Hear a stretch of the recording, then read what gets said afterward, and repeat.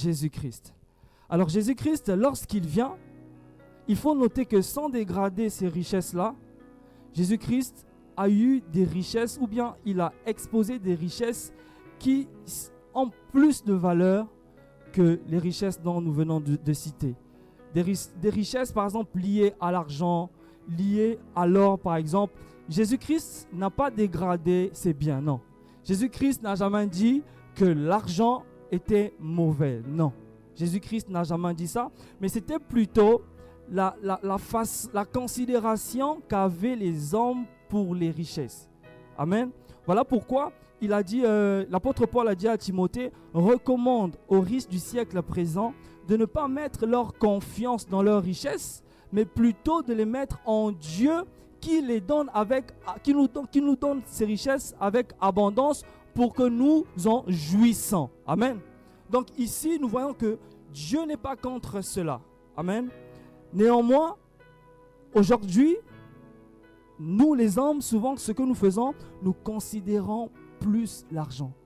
Nous mettons des fois notre confiance dans ce que nous possédons. Voilà pourquoi Jésus pouvait dire dans Luc, il a dit, la vie d'un homme ne dépend pas de ce qu'il possède, même s'il est dans l'abondance. Amen. Alors, pour prendre un exemple, vous voyez par exemple, quand il y a une belle maison ici, elle est belle et on apprécie cette maison-là. Si juste à côté, il y a une maison encore plus belle, le fait de dire que cette maison est plus belle que l'autre ne dégrade pas l'autre. C'est juste que l'autre maison est réellement plus belle que ce qu'on avait vu autrefois. Alors, qui est l'image de la richesse et de la grandeur dans la Bible? Qui est le plus, on va dire, le plus riche des hommes, selon notre parole? Non, Salomon. Salomon. Amen. C'est vrai que Jésus est plus riche, mais le roi qui a surpassé tous les rois, c'était Salomon. Dieu merci, nous connaissons la parole. Amen. Alors, un jour, le roi connu d'Israël qui était, on lui connaissait pour la sagesse. Les gens se sont déplacés pour venir écouter la sagesse du roi Salomon. Un jour, un charpentier qui avait une robe blanche, sûrement une ceinture attachée là, et des babouches, il a dit, ici, il y a plus que Salomon. Il parlait et il a dit qu'ici, il y a plus que Salomon. C'est sûr que ses disciples, ils avaient une image de Salomon, vu qu'ils aimaient, ils connaissaient la loi. Ils ont un peu regardé leur maître et ils ont dit, ah vieux là, tu n'es pas allé un peu plus loin. Mais Jésus-Christ l'a dit, il a dit, ici, il y a plus que Salomon. Alors beaucoup disent que c'était juste dans la dimension de la sagesse, que Jésus était plus sage que Salomon, voilà pourquoi il a dit non. C'était vraiment dans ce que les deux contenaient. Amen. Aujourd'hui, si je m'en vais par exemple vers le roi Salomon, il pourra me donner les conseils pour mon mariage, pour mes affaires. Il pourra même me donner de l'argent. Mais si il sera incapable, lui, à un niveau, de donner la vie. Amen. Il sera incapable de dire à Lazare, sors du tombeau. Il sera incapable. Mais Jésus-Christ, il a été capable, rappelons-nous, de multiplier des poissons. Il a été capable de sortir de l'argent dans la bouche des poissons. Donc, il était réellement plus que Salomon. Pourquoi? Parce qu'il pouvait offrir ce qui avait plus d'importance que les richesses. La vie est plus importante que toutes les richesses. Amen. Ce qui a déclenché ce rassemblement, ce séminaire, c'est une exhortation qu'on a eue sur la vie. Et par l'Esprit de Dieu, notre papa a été inspiré et a déclenché ce séminaire. Et il fallait encore que nous reparlions de la vie. Amen. Comment nous considérons la vie, ce que ça représente pour nous. Il y avait un homme qui était cupide. Dans tout le quartier, il se battait pour de l'argent. Et à un moment, il y a un homme riche qui l'a appelé. Il a dit, vas-y, je te donne $1 million, mais juste après, je te tue. Qu'est-ce que tu choisis? Ce jeune homme, bien qu'il aimait l'argent, il est devenu intelligent et il a réfléchi. Il a dit, mais si j'ai $1 million et que si je n'ai pas la vie, alors ça ne me servira de rien. Voilà pourquoi dans le sermon sur la montagne, Jésus-Christ a dit, la vie n'est pas-elle plus que la nourriture? Souvent quand nous lisons ça, frères et sœurs, dans Matthieu 6, 25, nous passons directement. Mais Jésus-Christ vient de dire quelque chose dans le sermon de la montagne. C'est une parenthèse, c'est très bien de se poser et de lire les sermons de la montagne. Parce qu'une intelligence, une sagesse a été déversée là-bas de hors norme. Quand il a fini ce récit-là, les gens ont dit, personne n'a parlé comme lui. Il parle comme ayant l'autorité. Donc nous revenons, c'est sur cette montagne-là que Jésus-Christ a dit que la nourriture, la vie était plus précieuse que la nourriture. Rappelons-nous lorsque le diable a été tenté Jésus a été tenté par le diable, Jésus a dit quelque chose de très important. Mais que souvent nous lisons très rapidement, il a dit que l'homme ne se nourrira pas de pain seulement, mais de toute parole qui sort de la bouche de son Dieu. Mais il dit une chose, que l'homme vivra aussi du pain. Amen. Donc, aussi, la nourriture, ici nous travaillons, frères et sœurs, c'est pour manger. Parce que même si on avait 10 millions et que l'on ne mange pas, on va mourir. Ici, Jésus sortait une sagesse dans la nourriture. Ici, il y a tout ce qui est richesse. Parce que l'homme réellement a besoin de se nourrir pour vivre. Donc quand il dit la vie n'est-elle pas plus que la nourriture, c'est avec l'argent qu'on s'achète la nourriture. Voilà pourquoi pour les mamans, beaucoup qui font le marché, même lorsque le poulet ou le poisson augmente, on n'a pas le choix, on doit acheter. Parce qu'on doit manger pour vivre. Alléluia. Et c'est par là, cette sagesse, que Jésus nous montre à suffisance que au-dessus de toutes choses, la vie est au-dessus des richesses, des biens que l'on peut recevoir. Alléluia. Est-ce qu'on peut acclamer pour le roi des rois? Merci Seigneur. Alors on aura un petit truc à noter. On va écrire ceci. Jésus-Christ, sans diminuer ou encore dégrader les richesses de ce monde, entre parenthèses, biens, or et argent, possession, nous enseigne deux choses.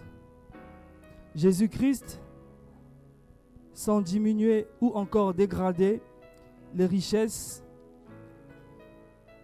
de ce monde, nous comprenons déjà que c'est les biens, on met une parenthèse, biens, or, argent, possession, nous enseigne deux choses. Ces choses sont, la vie ne dépend pas de ce que l'on possède. Amen. Nous allons lire ça. Nous pouvons noter aussi Luc 12, 15. La Bible dit, puis il leur dit, gardez-vous avec soin de toute avarice, car la vie d'un homme ne dépend de ses biens, fut-il dans l'abondance. Amen.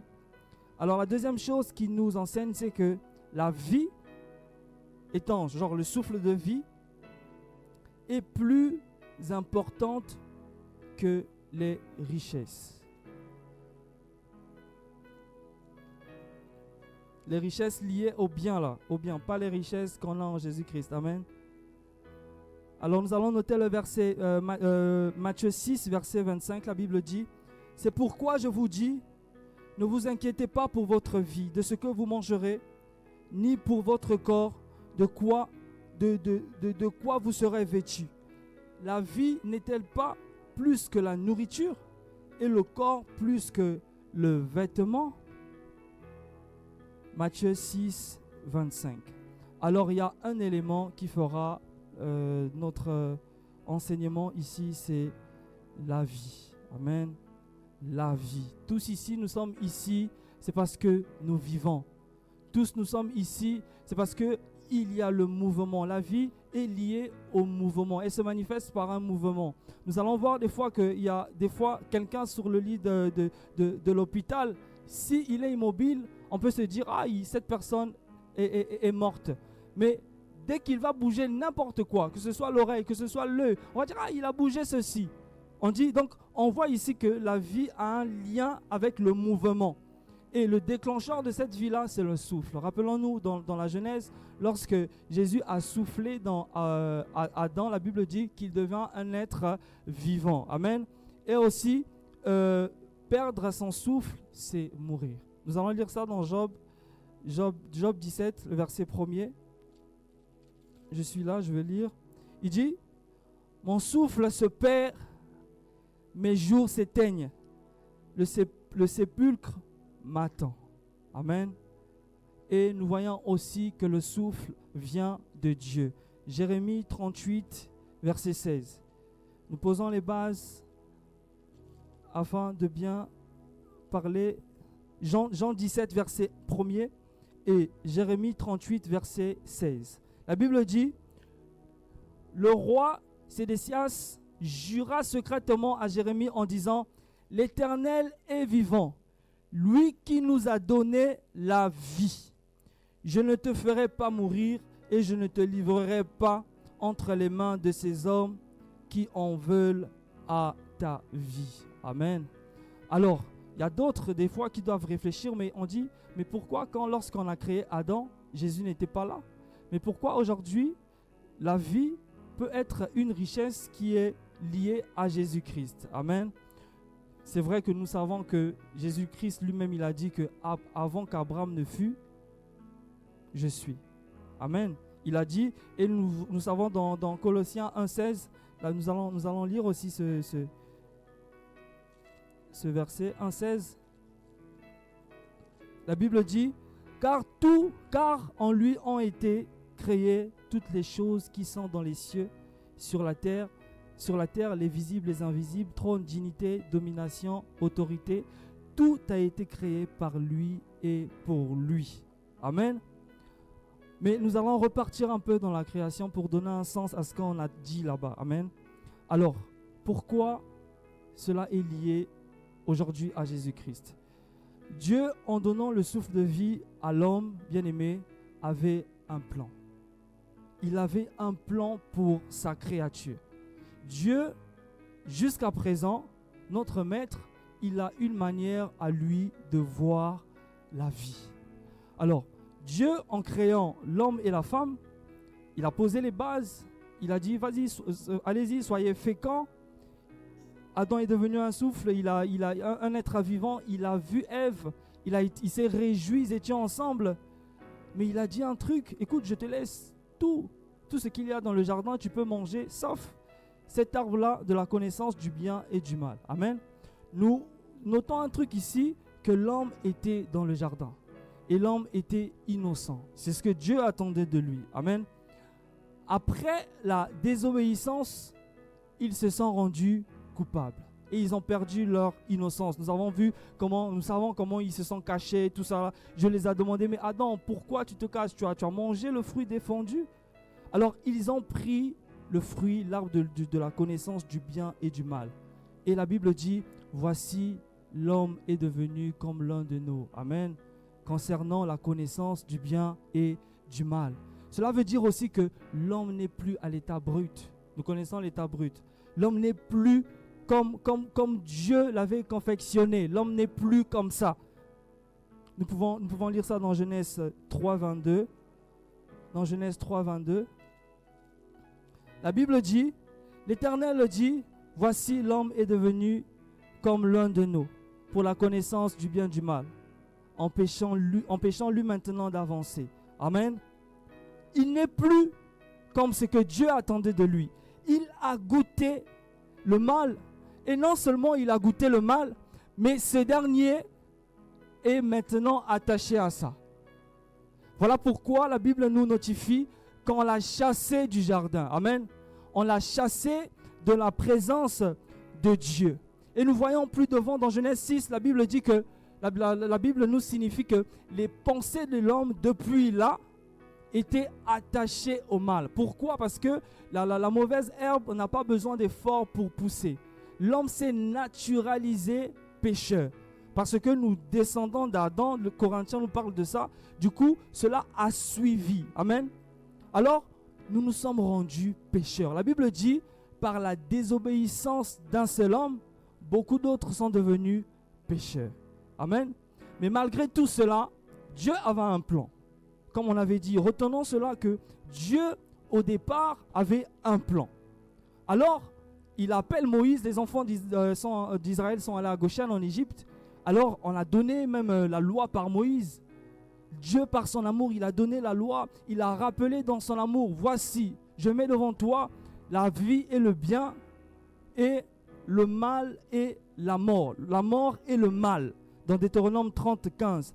Nous allons noter quelque chose, c'est que il a dit ici, la vie et le bien.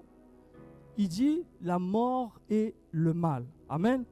Et en plus en bas, il a dit, choisis la vie pour que tu vives. Malgré tout ça, l'homme a toujours été attaché au mal. L'humanité s'est naturalisée pécheresse. La Bible dit, car tous ont péché et sont privés de la gloire de Dieu. C'est un exemple. Si on met par exemple la loi du Seigneur ici, tous on va buter d'une manière ou d'une autre. Donc nous sommes injustes naturellement. Amen. Nous sommes, l'apôtre Paul appelle ça être vendu au péché. C'est écrit dans Romains 7. Nous allons lire ça, c'est une écriture très importante. Que Dieu nous donne d'être concentrés. Alléluia. La Bible dit, nous savons en effet que la loi est spirituelle, mais moi je suis charnel, vendu au péché. Amen. Mais moi je suis charnel et vendu au péché. Voici l'état de l'homme. Mais malgré cela, Dieu avait un plan. Quelqu'un peut dire Dieu avait un plan. Non, avec un cœur, Dieu avait un plan. Amen. Alors bien aimés, nous n'imaginons pas combien de gens sont tombés dans la loi à cause de la loi. Combien de gens ont perdu la vie. Là-bas même, quand on allait dans les mariages, vu qu'ils avaient des boubous, tu vois un gars mince un peu comme moi, mais il est gros. Oh, tu dis, oh frère, tu as grossi? Non. Dans ces touches-là, il a des pierres. Il attend pour voir si, par exemple, la fille a déshonoré ses parents pour lapider sa fille. Donc, les hommes pouvaient être naturellement méchants. Donc, je suis là avec mon frère Junior, mais lui m'attend seulement dans une faute. Dès qu'il va seulement entendre que le frère Jo est allé là-bas, le même frère avec qui on était hier, par rapport à la loi, il doit me lapider. Et c'était comme ça, les gens sont tombés. Voilà pourquoi, bien aimés, nous devons mettre réellement un accent sur la grâce de Dieu. Parce que personne, nous étions condamnés. La Bible dit nous étions vendus au péché. Mais malgré ça, bien aimés, Dieu avait un plan. C'est une parenthèse aussi que nous aussi, chrétiens, nous ne devons pas lâcher. De la même manière, Dieu nous prêche ici aussi par le principe d'exemplarité parce qu'il a été persévérant avec nous. Il a été amour aussi avec nous. Malgré toutes ces choses, il créait des choses. L'homme aussi créait. L'homme a même demandé un roi. Mais Dieu, malgré cela, a tenu. Nous aussi, des fois, dans la maladie, des fois, on désespère, on pleure, on ne croit même plus qu'on a un Dieu. Dans le chômage, dans je ne sais pas quoi, qu'est-ce qui peut nous faire pleurer? Il faut toujours aussi que l'on soit persévérant comme notre Dieu. Amen. Dieu avait un plan. Il voyait comment l'humanité est en train de se dégrader. Il voyait comment les hommes sont en train d'aller seulement aimant le mal, du mal en pis. Mais il y a un truc, c'est que Dieu est juste. Et si il décidait juste que, vas-y Giovanni, tu es pécheur, mais je t'aime, viens avec moi, non. Cela s'oppose à ce qu'il est. Alors, il est saint, il ne peut pas associer sa sainteté avec ceux qui sont sales. C'est lui le juste juge. Imaginez que vous êtes juge et on vous connaît pour votre rigueur. Et un jour, vous avez quelqu'un à juger et voici, c'est votre fils. Et parce que c'est votre fils qui a réellement tort, votre identité va vous pousser à condamner ce fils-là. Si vous êtes réellement le juste juge, vous allez dire à ce fils, waouh, je t'aime, mais là, on me connaît pour ça. Si j'enfreins les règles, je ne serai plus le bon juste. Dieu, le seul moyen alors pour travailler avec l'homme de nouveau était que l'homme revienne à l'état brut. L'état d'innocence dans le jardin d'Éden, c'était notre seul moyen de reparler avec Dieu encore. Amen. Alors, ici déjà, quel est le plan de Dieu? Alors, Dieu a préparé le terrain par les prophéties. Nous connaissons cela. La Vierge sera enceinte. Il a envoyé les prophètes, les Ésaïe, Jérémie, Joël, Nahum, Habakkuk. Tout ce monde-là, rappelons-nous de Jésus. Il a dit à ses disciples, Philippe, quand il est allé voir Nathanaël, il a dit, vas-y, viens voir. Celui dont la loi a parlé est là. Et Jésus lui-même a dit, il s'agissait de moi, des prophètes. Alors Ézéchiel a commencé à dire des choses comme, je vous donnerai un cœur nouveau. Il a dit, je vous donnerai un esprit nouveau. Il dit, je vous purifierai d'une eau pure. Il a commencé à laisser des phases. Il dit, je vous donnerai un esprit nouveau. Or que dans Genèse 6, là-bas, il avait dit que mon esprit n'habitera pas toujours dans l'homme. Il commence à donner des pistes. Dans Joël 2, 28, il a dit, je répandrai mon esprit sur toute chair. Et dans Jérémie 13, verset 23, la Bible dit, un Éthiopien peut-il rendre sa peau blanche? On peut lire ça dans Jérémie 13, verset 23. C'est une parole qui nous parle. Jérémie 13, verset 23, la Bible dit, un Éthiopien peut-il changer sa peau et un léopard ses taches? De même, pourriez-vous faire le bien, vous qui êtes accoutumés à faire le mal? Là, plutôt Jérémie donnait déjà des pistes que vous ne pouvez rien faire par vous-même. Voilà pourquoi, des fois, dans la conversation de Jésus et Nicodème, beaucoup de gens traitent Jésus de orgueilleux. Non, comment il peut dire ça? Genre, non. Jésus ici, en vrai, c'est lui qui a ôté le voile dans l'Ancien Testament. Amen. Alors, il connaissait que Dieu avait préparé le terrain et que si Nicodème, normalement, était appliqué dans le bon sens sans le voile, il devait remarquer déjà que lorsqu'on parle de nouvelle naissance, Ézéchiel a parlé de ça. Jérémie a parlé de ça et beaucoup de prophètes ont déjà parlé de ça. Du coup, si il est docteur de la loi et qu'il appliquait son cœur à connaître ces choses, lorsque Jésus devait lui parler de la nouvelle naissance, il devait comprendre, ah oui, par moi-même je ne peux pas changer ma peau. Par moi-même le léopard, je ne peux pas. Il devait comprendre. Mais le voile, l'apôtre Paul dit que le voile demeure encore aujourd'hui. Donc, il est resté là. Jésus n'était pas orgueilleux. Et Jésus ne pouvait pas parler à Nicodème de ce qu'il ne savait pas. Non, c'est un enseignant. Un enseignant se rassure que l'élève a compris pour lui poser une question. Parce que s'il pose une question sur un sujet que l'élève ne connaît pas, il tourmente son élève. Alors, lorsqu'il parlait à Nicodème, réellement ces choses existaient déjà. Ézéchiel a parlé de ça, mais Nicodème n'a pas compris. Alors, c'était quoi le plan de notre Dieu? Repartons dans la Genèse. Amen. Repartons dans la Genèse. Genèse 3, verset 22. On va étaler le plan de notre Dieu. La Bible dit, Genèse 3, verset 22, la Bible dit, l'Éternel Dieu dit, voici, l'homme est devenu comme l'un de nous, pour la connaissance du bien et du mal.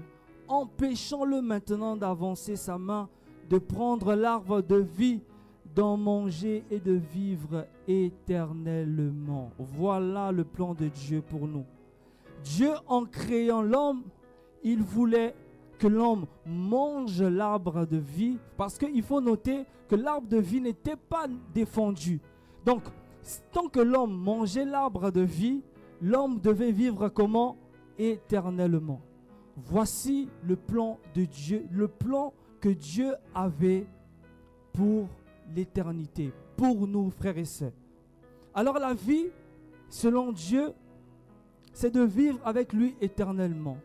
La vie n'est pas une expérience. Je parlais avec un petit qui a dit, la vie est une expérience. Je viens, après, si j'agis mal, je veux réapparaître comme un crapaud ou comme un chien là-bas. Non, la vie n'est pas une expérience, mais la vie est selon ce que Dieu veut.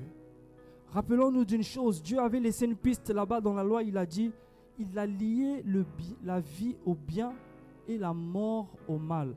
Bon, est-ce que si quelqu'un faisait le bien, il ne devait pas mourir? Pourquoi il a relié ça au mal, la mort au mal? C'est parce que lui, dans la dimension qu'il voulait l'homme, il ne voyait pas le mal. Il voyait l'homme dans le bien. Alors, l'homme s'est créé la mort. Amen. Amen. Est-ce qu'on suit, frères et sœurs? Ici, vu que l'homme s'est confronté au péché, tous ici, nous sommes confrontés au péché autrefois. Alors, si on lit dans Deutéronome 28, on commence à rentrer dans le vif du sujet. Dans Deutéronome 28, il y a ce qu'on appelle les bénédictions. Mais il n'y a pas que les bénédictions, il y a quoi aussi? Les malédictions. Amen. Et si nous voyons dans Deutéronome 30, il y a ce qu'on appelle les promesses. Et à part les promesses, il y a aussi quoi? Les menaces. Amen. Et quand on voit la loi, ce qui fait la vigueur de la loi, c'est la condamnation qui suit. Ce qui fait la vigueur de la loi, c'est la sanction. Imaginez que vous êtes parent et un enfant vient passer les vacances chez vous. Et puis on lui dit, écoute, ici tu ne rentres pas à 21h. Et l'enfant sort, il rentre à 21h, vous lui faites un câlin, vous riez avec lui. Il n'est pas sanctionné, il va refaire la même chose. Alors, pour donner vigueur à cette loi-là, lorsqu'il rentre, il doit recevoir quelque chose. Et nous aussi, vu qu'on a désobéi, on a touché au péché, il fallait recevoir les sentences de cette loi-là. Amen. Alors, il fallait que quelqu'un paye un prix. Amen. Il fallait que quelqu'un paye le prix. Quelqu'un peut dire, il fallait que quelqu'un paye le prix. Amen. Alors, la Bible dit, car le salaire du péché, c'est la mort. Donc, tous ici, nous méritons la mort. Nous méritions la mort. Amen. Jusqu'à ce qu'une fois, la Bible dit, la parole a été faite chair. Amen. La parole a été faite chair. Cet homme a dit, tu m'as formé un corps, ô Dieu, pour faire ta volonté. Jean l'a vu et il a dit, par les yeux de l'esprit, il a dit, voici celui qui remettra l'humanité à son état brut. Et il s'agissait ici de Jésus-Christ. Voici l'agneau de Dieu qui ôte le péché du monde. Le péché devait être ôté du monde. On va lire ça dans Ésaïe 53, verset 5-6.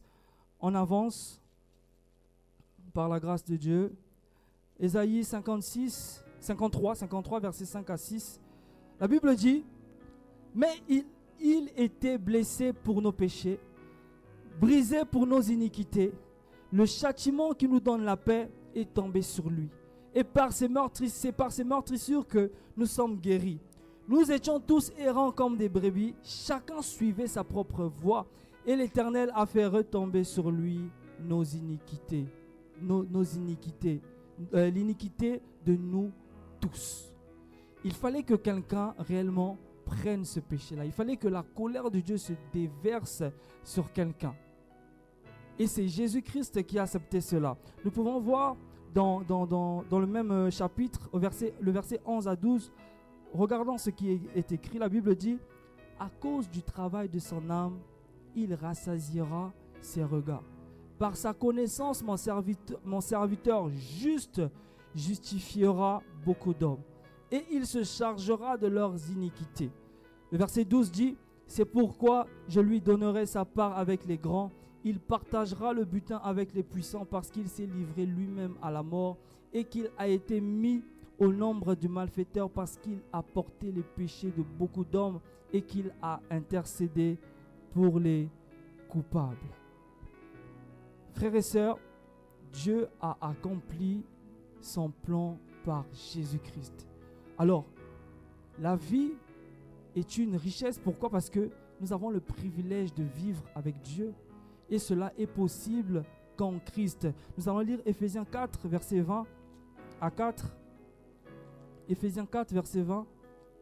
Mais vous, ce n'est pas ainsi que vous avez appris Christ, si du moins vous l'avez entendu, et si conformément à la vérité qui est en Jésus, qui est en Jésus, c'est en lui que vous avez été instruits à vous dépouiller. Instruit à vous dépouiller. Eu égard à votre vie passée, du vieil homme qui se corrompt par les convoitises trompeuses, et à être renouvelé dans l'esprit de votre intelligence et à revêtir l'homme nouveau, créé selon Dieu dans une justice et une sainteté que produit la vérité. Un enfant de Dieu a lu ici, créé selon Dieu. C'est par Jésus-Christ que nous reprenons notre nature du commencement. Alors, nous avons la vie éternelle en Jésus-Christ. Alors, la vie selon Dieu, c'est vivre éternellement. Alors, notre vie, on doit réellement l'appeler vie éternelle. Et c'est en Jésus-Christ que nous l'avons. Il y a 5 points que j'ai cités. Nous avons la vie éternelle en Jésus-Christ. Romains 6, 23. Nous pouvons noter ces versets et méditer encore à la maison et confirmer par les Saintes Écritures que nous avons la vie en Jésus-Christ. La Bible dit, car le salaire du péché, c'est la mort, mais le don gratuit de Dieu, c'est la vie éternelle en Jésus-Christ, notre Seigneur. Amen. 1 Pierre 1 verset 3, la Bible dit, béni soit Dieu, le Père de notre Seigneur Jésus-Christ, qui selon sa grande miséricorde nous a régénérés par une espérance vivante, par la résurrection de Jésus-Christ. La régénération, c'est la nouvelle naissance, être né de nouveau. Amen. Et l'espérance vivante n'est d'autre qu'espérer vivre avec Jésus, voir Jésus.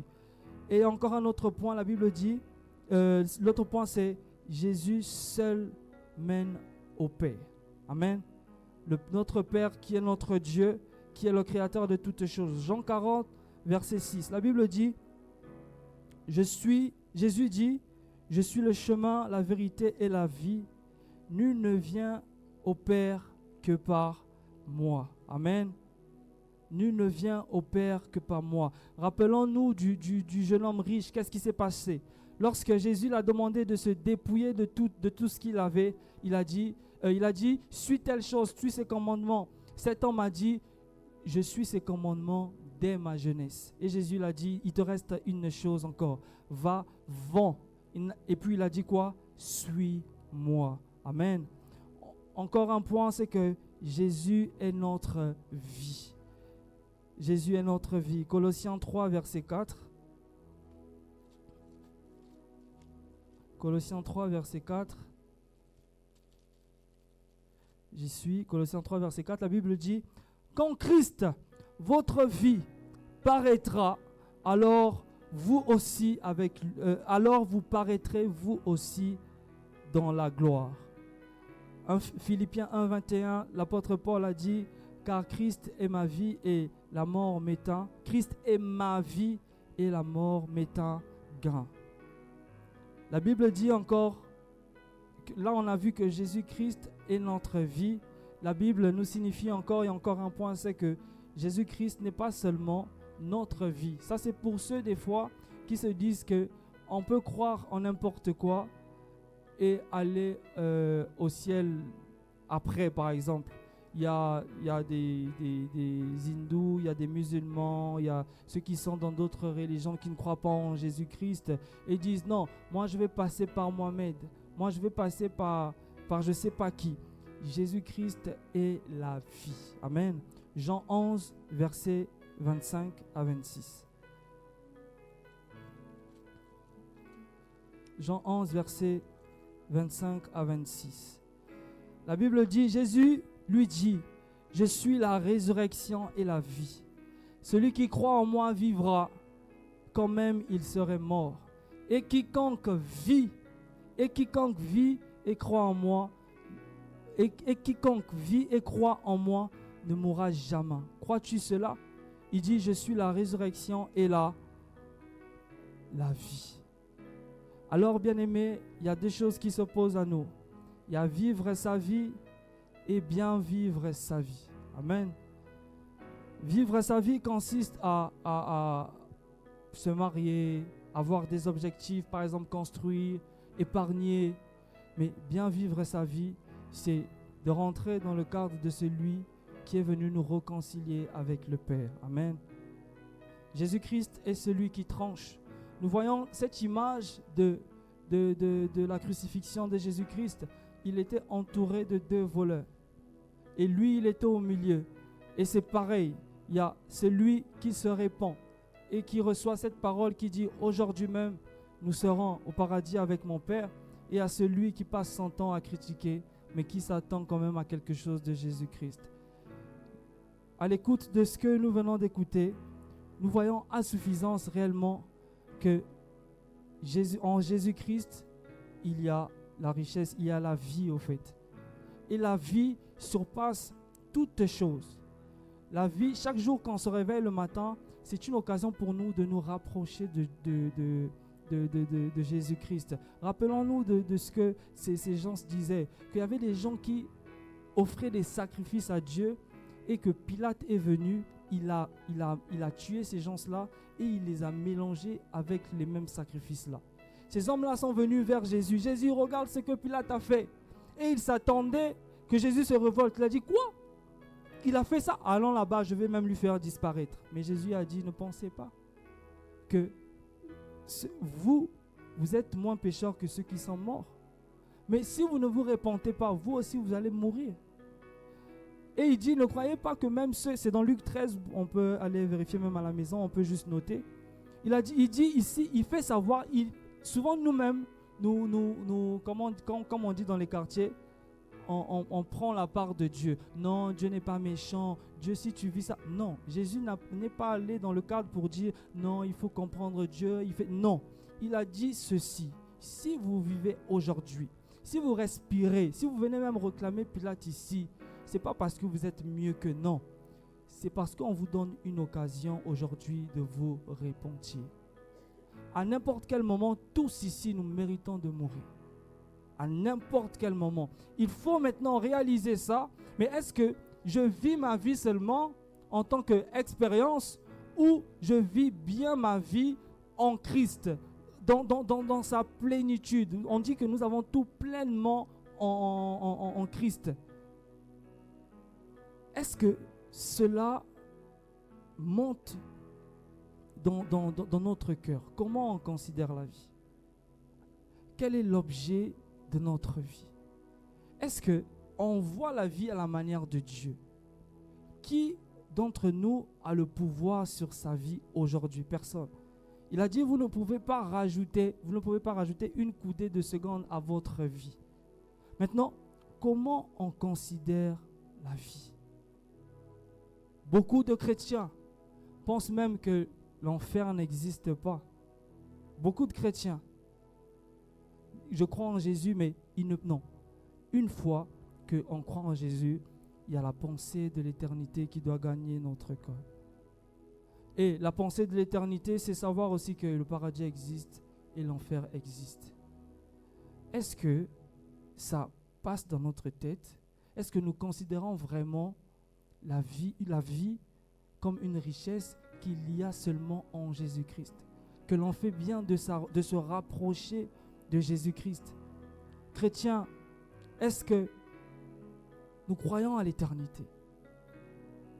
Est-ce que ça fait partie de notre plan? Parce que c'est le plan de Dieu. Dieu nous a mis ici pour vivre avec lui après. Nous, qu'est-ce que nous faisons? Nous venons ici pour vivre notre vie à notre manière. Nous sortons volontairement hors du plan de Dieu. Est-ce que, chrétiens que nous sommes, nous nous réveillons et nous espérons vivre avec Dieu? Voilà pourquoi aujourd'hui, en 2024, les plus malheureux sont ceux qui ont cru. Pourquoi? Parce qu'ils ne croient pas à l'éternité. Parce que si on se fie juste aux événements autour de nous, mais ça n'irait pas, on va dire ça. Parce qu'il y a des coups, il y a des tribulations ici et là, vas-y. Mais l'apôtre Paul a dit, je pense que les souffrances d'aujourd'hui ne sont pas comparées à la gloire à venir. L'apôtre Pierre a dit, c'est là qui fait ma joie. Du coup, lorsqu'on se résume sur vivre ici, sans Jésus-Christ, qui nous donne la vie pleinement, pas seulement la vie où on ne va pas arriver à 120 ans, mais cette vie où on sera avec Christ, nous sommes limités. Alors, comment nous voyons la vie ce matin-là? Nous avons quitté nos maisons, nous avons répondu à ce programme. C'est quoi notre objectif? Est-ce qu'on a déjà imaginé, est-ce que c'est clair dans notre cœur? Cette parole a pour but de nous donner la joie. Et savoir qu'on est en Christ et que nous avons pleinement la vie en Christ doit mettre en nous une joie. Voici cette richesse qui n'est d'autre que la vie. Un enfant de Dieu en sortant d'ici ce matin doit réellement se dire que le plan de Dieu pour notre vie, c'est l'éternité. Ce n'est pas d'amasser les choses. Ce n'est pas d'être le plus beau, le plus fort, la plus appréciée des autres, mais c'est d'avoir la vie. Il a dit, cherchez premièrement le royaume des cieux. Cherchez premièrement le royaume des cieux et sa justice. Aujourd'hui, est-ce que c'est pour nous un objet de joie, de savoir que nous avons pleinement la vie en Christ? Nous avons le ticket pour l'éternité par Jésus-Christ. Mais qu'est-ce qui fait notre vie? Qu'est-ce qui nous fait pleurer? Est-ce que nous pensons à ça? Je le répète parce que je sais qu'aujourd'hui, on peut être chrétien sans croire à l'éternité. C'est une pensée du diable, c'est faux. Parce que Jésus-Christ lui-même, c'est la vie éternelle. Si nous croyons en lui, sans croire au royaume des cieux, nous avons échoué parce que nous allons toujours nous agripper aux choses d'ici. C'est quoi notre objectif? Avoir un bon poste? Voyager? Surtout les Congolais veulent quitter le pays. Oui. Allons à la préfecture. Les bureaux sont remplis. Tout le monde veut quitter le pays. Est-ce que c'est notre objectif? C'est bien d'aider sa famille. Amen. C'est bien d'avoir un boulot. Mais si on n'a pas la vie, ça va nous servir à quoi? Je parlais avec le frère Osna, je vais m'arrêter là. Je disais que l'une des souffrances aussi plus grandes en enfer serait que les hommes diront, on m'avait dit ça. Oui, parce que vous savez, lorsqu'on fait quelque chose, par exemple, je veux faire quelque chose et ma soeur Daniel me dit, frère Joe, ne fais pas ça, je suis déjà passé par là, ce sont les escrocs. Une fois qu'on va m'escroquer, hormis mon argent, ce qui va me faire mal, c'est parce qu'on m'avait prévenu. Je vais me dire, on m'avait dit cela. Et l'une des souffrances là-bas, à part le feu, ça sera, waouh, le docteur Célestin m'avait dit ça. Amen. Gloire au Seigneur. Merci Seigneur. Alors nous avons pleinement la vie en Jésus-Christ. La vie est précieuse. La Bible dit, un chien vivant vaut mieux qu'un lion mort. Si aujourd'hui nous respirons, c'est pour faire le bon choix. C'est pour nous décider. C'est pour arrêter d'être frivole. Car on peut sortir ici à n'importe quel moment et mourir. Le temps de notre grâce peut être expiré. La Bible dit la grâce aussi peut être trompeuse.